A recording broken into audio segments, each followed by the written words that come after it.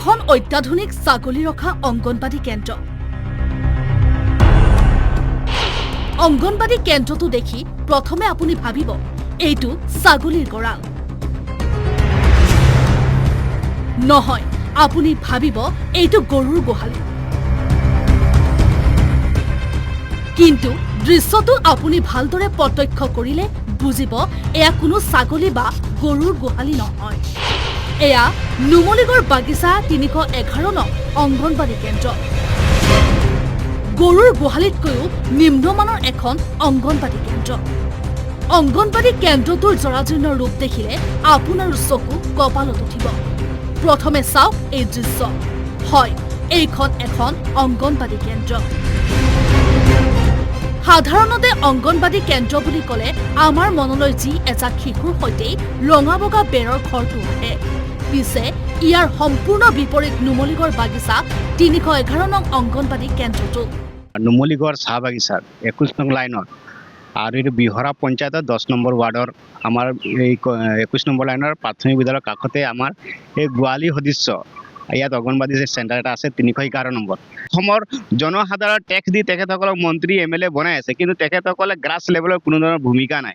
আমি অতি শীঘ্ৰে এই বিষয়বস্তুবিলাক হস্তক্ষেপ কৰি অতি সোনকালে এটি ভাল উচ্চমানৰ ঘৰ বিল্ডিং এটা বনাই দিবৰ কাৰণে আমি দাবী জনাই আছোঁ। এই কেন্দ্ৰটোত নাই কোনো শিশু, নাই অংগনবাদী কেন্দ্ৰৰ ঘৰ, নাই কোনো অংগনবাদী কৰ্মচাৰী। মাত্ৰ আছে এখন বাঁহৰ চালি, কেইটামান ছাগলী, হাঁহ আৰু কুকুৰা। স্থানীয় ৰাইজৰ অভিযোগ যে এই জৰাজীৰ্ণ কেন্দ্ৰটোলৈ ভুমুকি মাৰিবলৈও নাহে কোনো অংগনবাদী মূল কৰ্মীগৰাকী।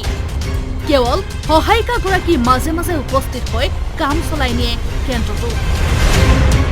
এই কেন্দ্ৰটোত নাই অন্য অংগনবাদী কেন্দ্ৰৰ দৰে ন্যূনতম সুবিধাখিনি। কেন্দ্ৰটোত নাই কোঠা, নাই কোনো চকী মেজ। মাত্ৰ এক গোহালি সদৃশ পৰিৱেশৰ মাজত এখন চালিৰে চলাই নিছে অংগনবাদী কেন্দ্ৰটোৰ কাম। LP স্কুলৰ গাতে লাগি থকা এখন অংগনবাদী কেন্দ্ৰ, য'ত অংগনবাদীৰ চাৰিবেৰ নাই, উন্মুক্ত গৰু গোহালিৰ সদৃশ এটা পৰিৱেশ। আপোনালোকে দেখিছে মজিয়াটো এতিয়াও তিতি আছে, বৰষুণত পানী ইয়াত পৰিব, বৰষুণ পানী পাৰ হৈ গৈছে। গতিকে এনেকুৱা এটা পৰিৱেশ, চাহ বাগিচাৰ চাহ শ্ৰমিকৰ সন্তানৰ শৈক্ষিক পৰিৱেশটো অনাগত দিনত আমি কেনেকৈ ক'ব পাৰিম যে এটা উজ্জ্বল দিশত আগবাঢ়ি গৈছে। প্ৰাথমিক পৰ্যায়ত যিবিলাক অংগনবাদী কেন্দ্ৰসমূহ আছে সেইবিলাক তেওঁবিলাক পৰ্যবেক্ষণ কৰাটো প্ৰয়োজন আছে। শিশুৰ জীৱনৰ আদিপাঠ শিকা অংগনবাদী কেন্দ্ৰটোৰ এই অৱস্থা দেখি ক্ষোভ প্ৰকাশ কৰিছে ৰাইজ, লগতে দল সংগঠনৰ বিষয়ববীয়াসকলে। অতি শীঘ্ৰে ৰাজ্যৰ শিক্ষা বিভাগক এইখন অংগনবাদী কেন্দ্ৰ নিৰ্মাণ কৰিবলৈ দাবী উত্থাপন কৰিছে। এইদৰেই এটা অঞ্চলৰ শিশুসকলৰ ভৱিষ্যতক লৈ অন্ধকাৰলৈ যে ঠেলি দিছে সেয়া নিশ্চিন্তভাৱে প্ৰকাশ পাইছে। এই কাণ্ডক তীব্ৰ গৰিহণা দিছে আটাছা আৰু আদিবাসী ছাত্ৰ সন্থাৰ বিষয়ববীয়াসকলে। নুমলীগড় 311 নং অংগনবাদী কেন্দ্ৰটো অতি সোনকালে নিৰ্মাণৰো দাবী উত্থাপন কৰিছে আদিবাসী ছাত্ৰ সন্থাই।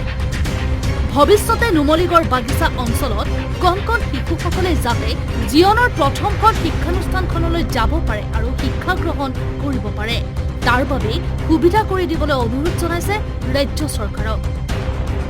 বোকাখাটৰ পৰা চন্দন হাজৰিকাৰ ৰিপৰ্ট, আছাম টাইমছ।